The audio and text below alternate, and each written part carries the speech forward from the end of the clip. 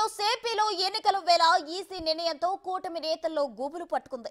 Janasena party అభ్యర్థులకు కేటాయించిన గాజు గ్లాసు గుర్తును పలువురు స్వతంత్ర అభ్యర్థులకు కేటాయించడం పట్ల కూటమి పార్టీలు కలవరపడుతున్నాయి.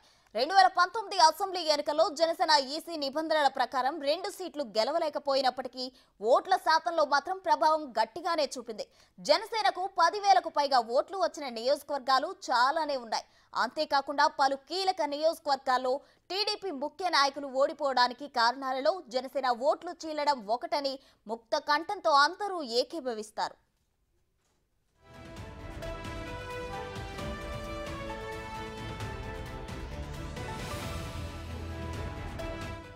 అయితే మళ్ళీ ఇప్పుడు అనూహ్యంగా జనసేనకు కేటాయించిన గుర్తునే పలువురు స్వతంత్ర అభ్యర్థులకు నవతరం పార్టీ అభ్యర్థులకు కూడా కేటాయించడం కూటమి నేతలను వీసామ్యాన్ని గుర్తు చేస్తుంది.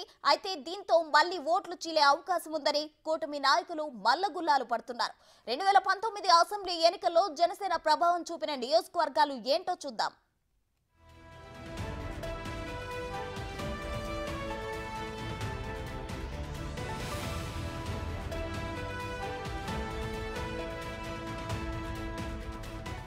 టీడీపీ అధినేత చంద్రబాబు బరిలో ఉన్న కుప్పం నియోజకవర్గంలో సైతం 2019 ఎన్నికల్లో 1871 ఓట్లు వచ్చాయి. ఈసారి స్వతంత్ర అభ్యర్థి నీలమ్మకు గాజు గ్లాసు గుర్తు కేటాయించారు. ఈమె మర్సనపల్లి వైసీపీ సర్పంచ్ జగదీష్ భార్య. జగదీష్ వైసీపీ ప్రచారంలో కూడా చురుగ్గా పాల్గొంటున్నారు. అలానే మంగళగిరి నియోజకవర్గంలో కూడా గత ఎన్నికల్లో లోకేష్ ఓటమికి వైసీపీ వ్యతిరేక ఓట్లు చీలడం కూడా ఒక కారణంగా చెబుతారు. ఈసారి మంగళగిరిలో నవతరం పార్టీ అభ్యర్థికి గాజు గ్లాసు గుర్తు కేటాయించారు. ఇప్పుడు ఎన్నికల్లో జనసేన టీడీపీ కూటమిగా బరిలో దిగుతున్న క్రమంలో గాజు గ్లాసు గుర్తు వల్ల ఓట్లకు భారీగా గండిపడే ఛాన్స్ ఉందని భావిస్తున్నారు.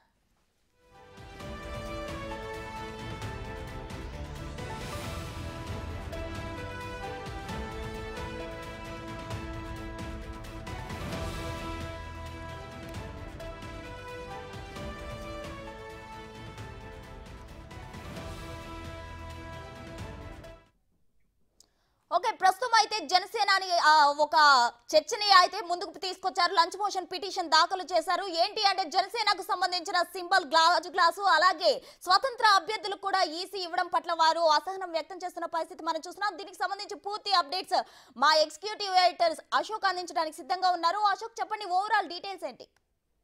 మొదటి నుంచి కూడా గాజు గ్లాసు సింబల్కి సంబంధించి జనసేన పార్టీ ఇబ్బందులు ఎదుర్కొంటూనే ఉంది.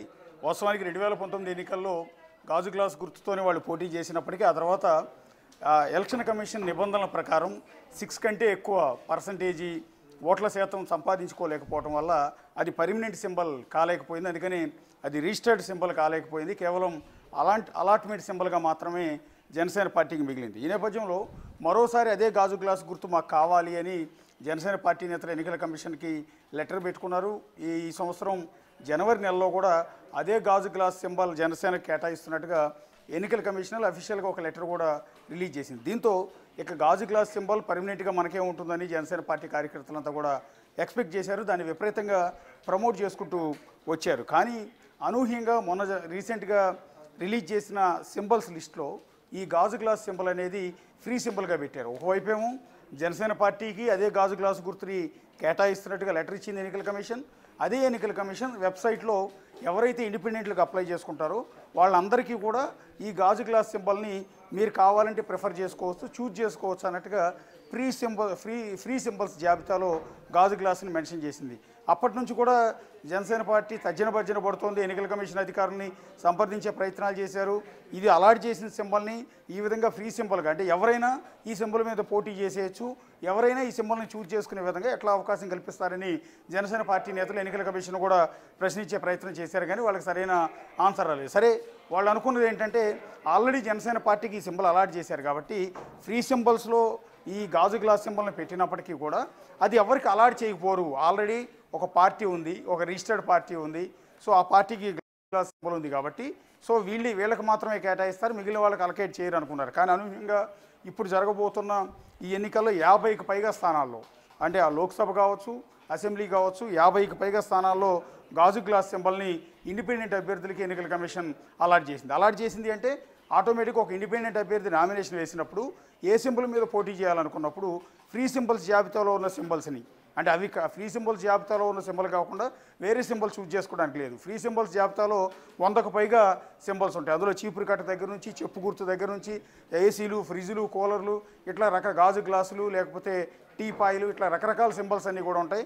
అందులో గాజు గ్లాసు కూడా ఉంది. అందుకని ఎవరెవరైతే ఇండిపెండెంట్గా పోటీ చేస్తున్నారో వాళ్ళందరూ కూడా ఆ సింబల్స్ యూజ్ చేసుకునే క్రమంలో ఫ్రీ సింబల్స్ లిస్టులో ఉన్న గాజు గ్లాస్ని దానితో పాటు ఇంకొక అడిషనల్గా వేరే సింబల్ని ఇట్లా రెండింటిని ప్రిఫర్ చేసుకుని ఈ రెండింటిని కూడా ఎన్నికల కమిషన్కి పంపిస్తుంటే అందులో ఒకటి రిటర్నింగ్ అధికారి వీళ్ళకి అలాట్ చేస్తున్నారు. అలా అలాట్ చేసే క్రమంలో 50 మందికి పైగా మళ్ళీ తిరిగి గాజు గ్లాసు గుర్తే వచ్చింది. కాకపోతే ఇక్కడ జనసేన పార్టీకి కాస్త అడ్వాంటేజ్ ఏంటంటే జనసేన పార్టీకి ఎక్కడైతే పోటీ చేస్తారో 21 స్థానాల్లో జనసేన సింబల్ ఉందో అది మాత్రం వాళ్ళకే కేటాయించారు. మిగిలిన స్థానాల్లో మాత్రం అదే గాజు గ్లాసుని వేరే ఇండిపెండెంట్ అభ్యర్థులకు కూడా కేటాయించారు. అందులో లోక్సభ జనసేన పోటీ చేస్తుందేమన్న భ్రమలో గాజు గ్లాసు కోటేస్తే నష్టం జరుగుతుందని వీళ్ళు అనేది. ఎందుకంటే గత ఎన్నికల్లో ఇదే కుప్పం నియోజకవర్గం నుంచి జనసేన పార్టీకి 1871 ఓట్లు వచ్చాయి. 1871 ఓట్లు అంటే జనసేన డైరెక్ట్గా పోటీ చేసింది. అట్లాగే మంగళగిరి నియోజకవర్గం ఇది లోకేష్ పోటీ చేస్తున్న నియోజకవర్గం. గత ఎన్నికల్లో జనసేన పార్టీ ఇక్కడ నుంచి పోటీ చేయలేదు. బహుశా లెఫ్ట్ పార్టీలకి ఆ స్థానాన్ని కేటాయించినట్టుంది. సో ఇక్కడ ఈసారి ఏమైందంటే లోకేష్ పోటీ చేస్తున్న ఆ కాన్స్టిట్యున్సీలో నవతరం పార్టీ తరఫున పోటీ చేసిన ఇండిపెండెంట్ అభ్యర్థికి గాజు గ్లాస్ సింబల్ కేటాయించి